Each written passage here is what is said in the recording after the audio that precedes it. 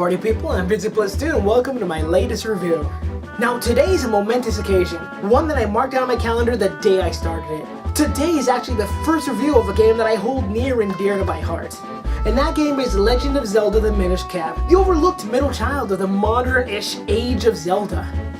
While everyone else was playing Ocarina of Time and Zelda CDI, who am I kidding, no one is playing that. I was playing this, my very first Zelda game, and the one that opened the door in my 3 starter hearts to the rest of the franchise that the world has come to know and love. Except for the water temple parts. Those are just dumb. I love it so much I still have this shirt from about 10 or so years ago when I was a kid, so that one day I can force my kid to wear it. And I can be a happy chappy pappy who forces his likes upon his children. I'm gonna be a good dad. Speaking of dads, my dad was and still is a huge fan of the original Zelda games. And I now own his old copy of the original Legend of Zelda. It was definitely his gaming influence that really made me the gamer I am today. And I remember when I was younger and I gave him my old DS and a copy of the original Legend of Zelda for GameBoy Advance, how happy he was getting that and replaying that and living back, when he was a kid, living those old memories. It made him very happy, and it made me very happy. He played the wheels off of that one, never broke it or lost it. Just like how I never lost. Oh damn, I lost it. Nope, not in there. Nada.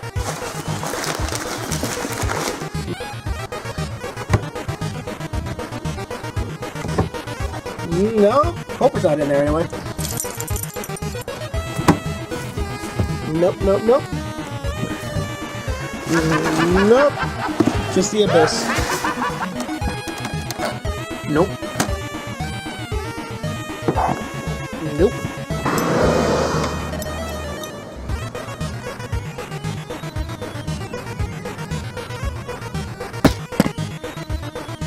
What the heck? Who are you? I am you, only stronger. And smarter.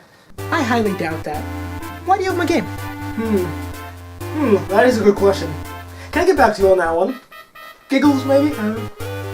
If I high-five you, I could just kill you right now. Alright, I just wanted to play it, okay? But you would not believe how much harder that Game Boy is smooth than this little square thing here. Now I just use it as a pillow. You could have it back though, I'm pretty much done with it. I've had it for about 6 years though, so maybe you should learn to take better care of your games there, mate. Yeah, shut up, I'm taking this, okay? Deuces, see ya. Oh wait, can I have your phone? The little Flappy Bird on it? Damn it, he's gone already.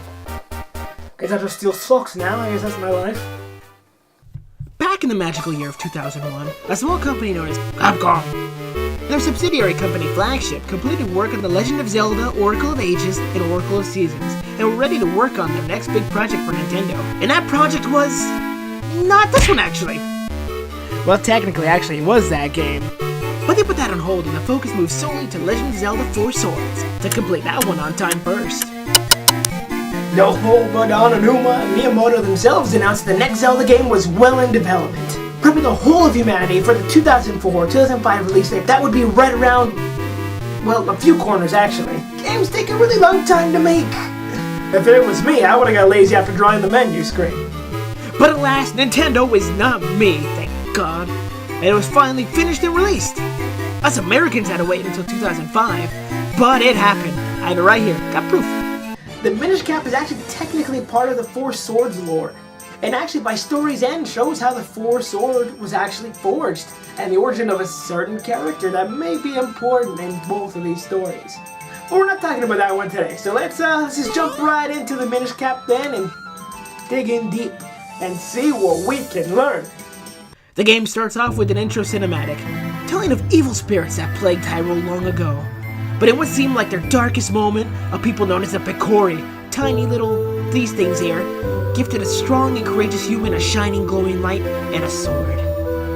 He fought off the evil and restored the world to an era of peace. And the people cheered and celebrated, throwing a celebration for the Picori and held a sword competition in which the winner was allowed to touch the sacred sword. Wow, what a prize! Got bruises and a sword touch. Oh, and remember that competition for later. Might be, I don't know, plot relevant. But the era of peace and Picori festivals persisted. The Picori faded into legend until the start of this game when something goes terribly wrong. Because it's a game, and why can't they just be happy forever? First off, let's name our little hero here. I usually name him Link, because I'm cool. But this time around, I think I'll name him Cabby, my Poketrainer's name, because I'm also cool at Pokemon.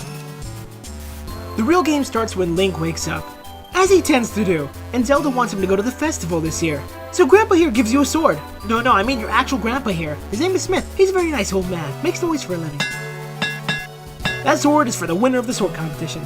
Because I guess someone heard me complaining earlier about the cuts, bruises, and sword touch as a prize. So he takes a sword and they're off. And you follow Zelda as she looks at every little thing so fast she may have a little touch of ADD. But at the last booth, the princess wins a prize and a choice of these 3 lovely items. A giant art stone that literally grants you life, very rare. Very nice, good start. Rocks. A shining red gem worth 200 rupees. You can buy a lot of bombs with that one. Ooh, I like that one. Pick that one. That one's a nice one. Or a dinky shield. Little dirty. Oh, she'd have to be dumb to pick that one. It's worth like 40 rupees at the shop across the way. Why would she pick... And she picked it. Well, excuse me, princess. So she gives you the shield, and you two make your way back to the castle to give the sword to the minister for the competition winner, and to see the ceremony.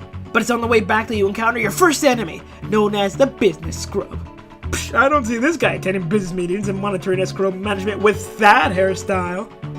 And I gotta say, this is one of the things that I really love about this game, and the Zelda series as a whole.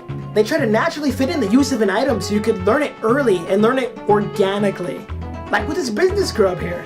You use a shield that you just got to deflect the seed from that scrub. And there you go, you learned a gameplay mechanic and barely even realized it. And after that, there's no doubt that you're going to have a good idea on how to use this item and every other item you're going to get on this quest. A basic knowledge is all you need. After that, you get to experiment. Once you're at the castle, the award ceremony can begin. And the winner, this kid known as Vati, approaches and tears Hyrule a new one. Turns out that sword competition winner was none other than an evil sorcerer who was looking for that glowing light. Oh, that one the hero used to defeat the evil. He thinks the light force is inside the sealed chest. But what did he find inside the sealed chest? Oh, just a bunch of demons. Where else would he put demons? In a sack? No siree, buddy, it's premium chestnut oak or nothing. While trying to protect Zelda, Vati turns Zelda into stone and vanishes away. So it's up to you, with the help of your grandfather's sword and the broken blade Vati was only supposed to touch, to find the Picori and help save the princess. But what's Jerry without George, or Fred without Barney, or Ted without Barney, or Barney without all those bunch of kids? Nothing, they would have died. Would have been on the streets begging for ratings and Emmys. And that is where you meet Eslo, your new companion who gets beat up almost immediately upon meeting him. He has a curse too, and from Vati, what luck! He offers to help you on your quest and allows you to shrink down in size using special pedestals like tree stumps and rocks to become like the Minish and enter their little village, where the Picori elder tells you, "Oh, you want to fix that sword? Well, go here, there, and oh here. Oh, did I say there? I meant here. But go there first. They have gloves over there." So you go on your quest to gather the 4 elements that, when infused with the repaired Picori blade, can help you defeat the great evil sorcerer Vati. And oh crap, it's Vati! A bit more than midway through, Vati stops and attacks you. And it's at this point that Eslo decides to share that he has a few secrets he's neglected to share. Like, oh, Vati's a freaking Picori. Yeah, he's one of those people. Oh, and Eslo was too. He was an old man. He made old man voices for a living. Eslo was actually a sage and a hat craftsman, who, being a kind old man, was making a gift half for the humans that would grant the bearer's wish. Shoot, freaking Picori like small gods apparently. Freaking doing miracles over here. But of course, his apprentice Vati got his hands on it, and decided to go Oprah and give everyone curses like they were going out of style. So of course, with that in mind, you press onward and continue on your journey to get the last element and proceed into the sky to fight giant stingrays. Just stab it, guys, you're good. Unfortunately, the king kind of goes crazy and a little evil and sends out just about everybody to go find that shining light, because I'll give you a hint, it's probably not the king. After you arrive at the castle sanctuary, where all the blade infusing goes on, a giant stone slab disappears, allowing you to walk a previously inaccessible path and see what is actually the intro cutscene, etched as a story on stained glass. including the fact that Zelda had the Light Force the whole time. Surprise! The legend apparently was a secret to everybody, and unfortunately the king, who, surprise, surprise, is Vati, was hoping to figure out all this Picori nonsense stuff out for a while now. Saves him some trouble. So good news, you did it! The girl you care about can finally be saved! Bad news though, the bad guy's starting to care about her a little bit more than you're comfortable with. I don't know, Link, there's a lot of hotties in town, it might be time to cut your losses. Oh, who am I kidding? Just do it for the hat! And so, bada bing bada boom, you're back at it for one last ride. Just one more dungeon and blammo, Evil's dead. Evil Dead, Evil Dead 2, Army of Darkness. I may be getting a little sidetracked here. Once again, it's Key, mini-bosses galore, Boss Key, and then the big bad himself, Vati, who decided this time around that being a small child wasn't menacing enough. So here's some Guillermo del Toro garbage. After a fake-out boss ending, and then a real boss ending, Vati is defeated. Using just a few of the tricks he learned along the way, but evil is destroyed nonetheless. And the curses he casts upon the people of Hyrule break, bringing Ezlo back to his true form, and bringing the Mage's Cap Vati War back to its former form to grant one last wish. And restore Hyrule to a land of peace, without monsters and business-dealing plans. Ezlo gifts Link a hat just like every other hero wears, and disappears into the sanctuary, which seals itself away for another century. But that's pretty much it for the story. The game ends with credits and some beautiful art. But that is definitely not it. If you sped run through the game, you missed out on so much. So many side quests and little details that really stretch out the game into a much bigger thing. Of course there's a Kinstones, a very important mechanic in the game, in which two halves are fused between users and grant magical things to happen. Whether it be opening doors for your journey, spawning powerful enemies, or just placing some new chests, they become a very cool mechanic that opens up many opportunities to grow stronger, get richer, or just move onward. You can fuse every Kinstone to make sure all the good things that could happen do happen. But you better get ready to find every person and every Kinstone across the map to get all this done, or you're gonna have a real hard time. Here's a little Kinstone I made for the video actually. It didn't really come out that well, so I'm not really gonna show it off too much, but made out of wood, learned a little bit about myself. Apparently I am not a wood carver, so this is about as far as I got right here. Kinstones aside, of course there's a lot more to do other than that. Like learn new skills from various senseis from across the game. Or collect various amount of shells to trade them in, to collect little figurines of pretty much all the sprites in the game. It actually looks really cool when you have them all. When you collect them all, you actually unlock a house you didn't have full access to before. It's pretty darn cool.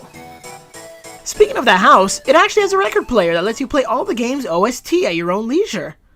And I myself do really enjoy the music, so it's a nice little treat. Of course, no one else probably really thinks that, because when I went to go see Symphony of the Goddess, I did not hear no Minish Cap. But they did have Yuga's theme though, and it's pretty catchy. There's also a bunch of different places you can go to upgrade both yourself and your items. Like the town store, or the bunch of fairy fountains hidden within the map. And speaking of the map, I did really enjoy the simplicity of each section of the map. The mountain area was a rocky climb up to get your element, consisting of many browns and reds. Lake Hylia needed you to swim everywhere, having a very nice blue and green tone to it. The marshlands were yucky and slowing, muck green and brown surrounding you. The forest was various shades of green, blue, and brown. Many trees enveloping the landscape, and the skies were white with so many organic colors plastered through it. Oh, and the graveyard was purple.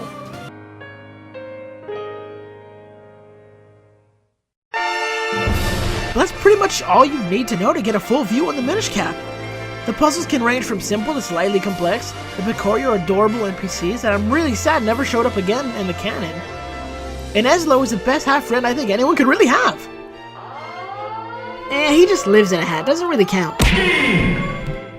But to sum it all up, this simply doesn't do it justice. For me, it's a game that you have to play for yourself to get the full grandeur of it. Sure, its story is simple, but it never needed to be complex to enjoy, and allows for gameplay to take some of the spotlight. But this game was my childhood, and that's why I need to put this game to the test, and review it so I can express my love of it to you, the audience. So without further ado, let's put this game to the final test, and put it in the oven of reasonable judgment. For the score of Legend of Zelda: The Minish Cap.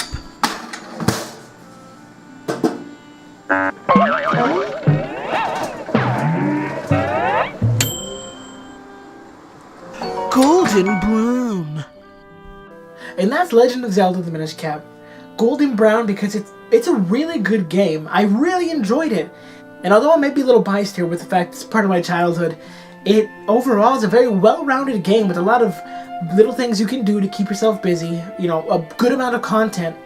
A decently good story, not super complex like I said, but enough to keep you interested. And enough to make a coherent story anyway. And with those elements combined, it's a pretty good Zelda game. Puzzles, story, some frustration, hours of work. It's what makes this game a good game, and I gotta say, to me, I really enjoyed it. Not the perfect game, but a great game. And I gotta say, there's not a lot of great games out there, but when you think Zelda, unless you're thinking CDI, you usually think great game. And that's what I love, that, you know, you could come to expect that from the Zelda series. I really, really like that. Well, I better get back to work in my next review, so I'm gonna catch you guys later. So until next time, take care, and play some Minish Cap. You probably won't regret it. I guarantee it. Like 99%. Hey everybody, thanks for watching! If you like this one, you definitely would like this one. Cory in the house, who doesn't love Cory in the house? It's the second best thing to come out of Japan, pretty much. And if you really like this video, be sure to like and subscribe. Even comment below. I'll probably do it. Anyway, have a good rest of your internet-filled day. Catch you next time.